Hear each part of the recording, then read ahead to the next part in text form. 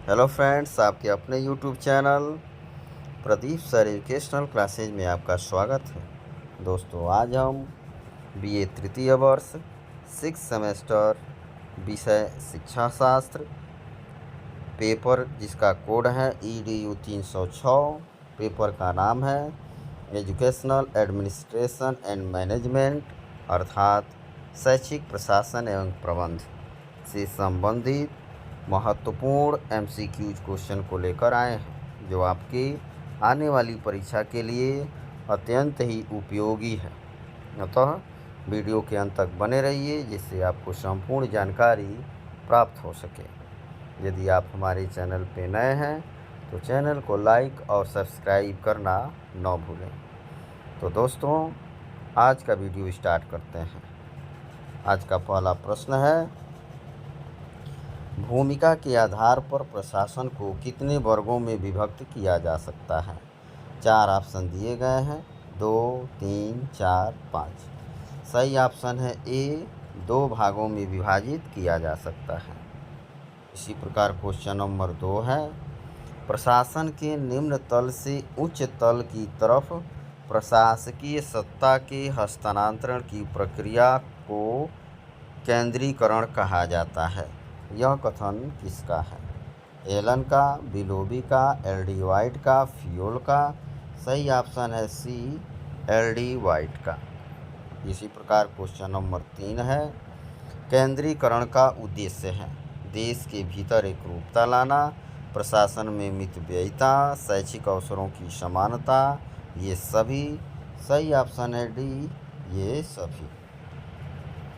इसी प्रकार question number 4 है, केंद्रीकरण का गुण है विद्यालय हित सर्वोपरि, राष्ट्रीय हितों की रक्षा, नेतृत्व की प्रभावशीलता, ये सभी? सही ऑप्शन है डी, ये सभी। इसी क्रम में अगला प्रश्न है क्वेश्चन नंबर 5, विकेंद्रीकरण संगठन अवधारणा के रूप में निर्णय क्रिया को संगठन के निम्नतम स्तर तक ले जाने के कार्य को कहते हैं। यह कथन किसका है? 4 ऑप्शन दिए गए हैं, फियोल, Joseph L Massey, Allen, Keith Davis का?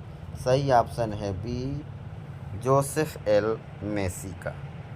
इसी प्रकार क्वेश्चन नंबर 6 है, निम्नलिखित में से कौन सा विकेंद्रीकरण का गुण नहीं है? समन्वय स्थापित करना, विविधीकरण को प्रोत्साहन देना, अनुप्रेरणा एवं मनोबल बढ़ाना, सामाजिक नेतृत्व? सही ऑप्शन है ए, समन्वय स्थापित करना। इसी प्रकार क्वेश्चन नंबर 7 है आपका, विकेंद्रीकरण का दोष है प्रशासन में एकरूपता की कमी, अपव्यय, केंद्रीय सत्ता का पर्याप्त नियंत्रण होना, ये सभी? सही ऑप्शन है डी, ये सभी। इसी क्रम में क्वेश्चन नंबर 8 है, केंद्रीकरण एवं विकेंद्रीकरण को निर्धारित करने वाले कितने कारक हैं? 3, 4, 5, 6? सही ऑप्शन है बी, 4। इसी क्रम में क्वेश्चन नंबर 9 है, यह किसने कहा है कि निर्णय विभिन्न विकल्पों के मध्य चयन है? पीटर एफ ड्रकर ने, हर्बर्ट साइमन ने, एलन ने, मैकडोनाल्ड ने? सही ऑप्शन है ए, पीटर एफ ड्रकर ने। इसी प्रकार क्वेश्चन नंबर 10 है, निर्णयन वह कार्य है जिसे एक प्रबंधक किसी निष्कर्ष व निर्णय पर पहुंचने के लिए करता है। यह कथन किसका है? जॉर्ज आर टेरी का, एलन का, अर्नेस्ट डेल का, हर्बर्ट साइमन का? सही ऑप्शन है बी, एलन का। इसी क्रम में क्वेश्चन नंबर 11 है, निर्णयन की विशेषता है मानवीय व बौद्धिक क्रिया है, निर्णय उद्देश्य युक्त होते हैं, निर्णयन अंतिम प्रक्रिया है, ये सभी? सही ऑप्शन है डी, ये सभी। इसी प्रकार क्वेश्चन नंबर 12 है, निर्णयन के तत्व हैं व्यवहारिकता, मनोवैज्ञानिक, वैधानिक? ये सभी? सही ऑप्शन है डी, ये सभी। इसी क्रम में क्वेश्चन नंबर 13 है, निर्णयन की प्रक्रिया को कितने भागों में बांटा गया है? 2, 3, 4, 5? सही ऑप्शन है ए, 2 भागों में बांटा गया है। इसी क्रम में क्वेश्चन नंबर 14 है, निर्णयन का सिद्धांत है उचित व्यवहार का सिद्धांत, गतिशीलता का सिद्धांत, आनुपातिकता का सिद्धांत, ये सभी। सही ऑप्शन है डी, ये सभी। इसी क्रम में क्वेश्चन नंबर 15 है, रे ए किलियन के निर्णयों को कितने भागों में विभाजित किया गया है? 4 ऑप्शन दिए गए हैं, 2, 4, 6, 8। सही ऑप्शन है ए, 2 भागों में विभाजित किया गया है। इसी प्रकार क्वेश्चन नंबर 16 है, वित्त संबंधी निर्णय कौन से होते हैं? पूंजी का ढांचा, लाभांश का भुगतान, साख की शर्तें, ये सभी। सही ऑप्शन है डी, ये सभी। इसी क्रम में क्वेश्चन नंबर 17 है, जॉर्ज आर टेरी के अनुसार निर्णय के प्रकार हैं 3, 4, 5, 6। सही ऑप्शन है बी, 4। इसी क्रम में क्वेश्चन नंबर 18 है, निर्णयन की विधि है आर्थिक तथा वित्तीय विधि, अनुमान एवं व्यवहारिक विधि, सांख्यिकीय एवं अंतर्बोध विधि, ये सभी।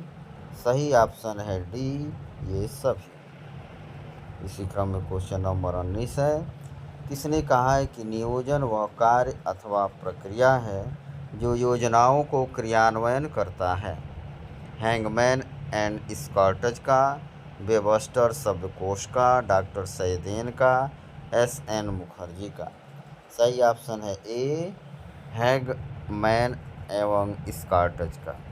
इसी क्रम में क्वेश्चन नंबर 20 है, भारतीय शिक्षा नियोजन की विशेषता है देश में सांस्कृतिक उन्नति लाना, सामाजिक परिवर्तन लाना, स्थानीय आवश्यकताओं की प्रमुखता, ये सभी।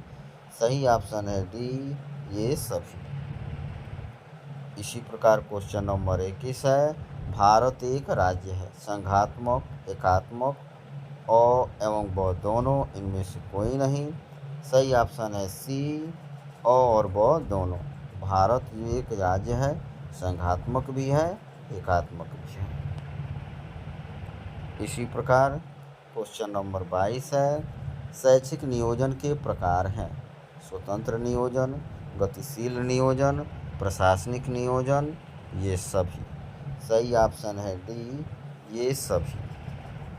इसी प्रकार क्वेश्चन नंबर 23 है, निम्न में से कौन सा भारतीय नियोजन का सिद्धांत नहीं है?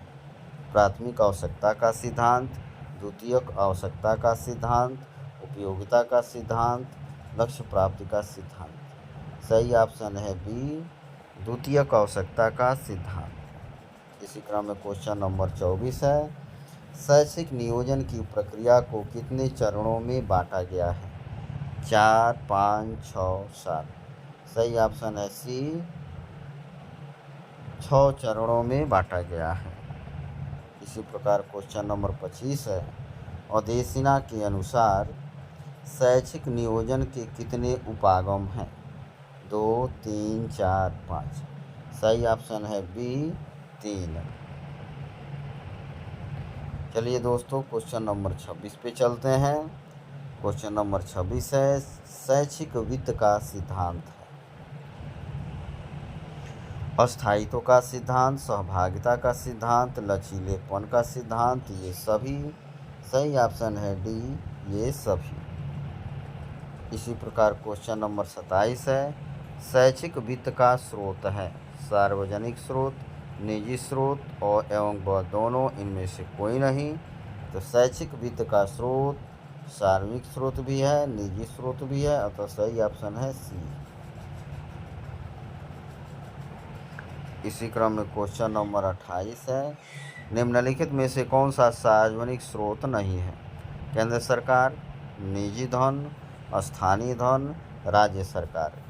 बताना है कौन सा सार्वजनिक स्रोत नहीं है। जो निजी धन है वो सार्वजनिक स्रोत नहीं है।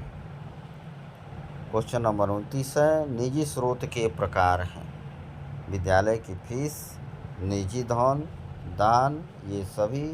सही ऑप्शन है डी, ये सभी। इसी प्रकार क्वेश्चन नंबर 30 है, किसने कहा है कि पर्यवेक्षण का उद्देश्य शिक्षण का विकास है? बर्टन, विल्स किम्बाल, जाने बर्ट की, एडम्स एवं डिकी। सही ऑप्शन है अ बर्टन का। इसी क्रम में क्वेश्चन नंबर 31 है। शैक्षिक पर्यवेक्षण का उद्देश्य है शैक्षिक कार्यक्रम का मूल्यांकन करना, शैक्षिक प्रक्रिया को गतिशील बनाना, संस्थाओं की सभी गतिविधियों का मूल्यांकन करना, उपयुक्त सभी। सही ऑप्शन है डी, उपयुक्त सभी। इसी प्रकार क्वेश्चन नंबर 32 है। शैक्षिक पर्यवेक्षण के कितने प्रकार हैं? 2, 3, 5, 7। सही ऑप्शन है सी, 5। इसी प्रकार क्वेश्चन नंबर 33 है। शैक्षिक पर्यवेक्षण का महत्व है व्यावसायिक नेतृत्व प्रदान करना, शैक्षिक समस्याओं का ज्ञान एवं समाधान करना, अ एवं ब दोनों, उपयुक्त सभी। सही ऑप्शन है सी, ए और बी दोनों। इसी प्रकार क्वेश्चन नंबर 34 है। आज का आखिरी प्रश्न है। शैक्षिक पर्यवेक्षण का कार्य है उपयुक्त नीतियों का निर्धारण, नेतृत्व का प्रशिक्षण देना, शिक्षण एवं अधिगम स्थितियों का अध्ययन तथा उनमें सुधार करना, उपर्युक्त सभी। सही ऑप्शन है डी, उपर्युक्त सभी। दोस्तों, वीडियो देखने के लिए धन्यवाद। वीडियो अच्छा लगे तो लाइक और शेयर अवश्य करें। Thank you.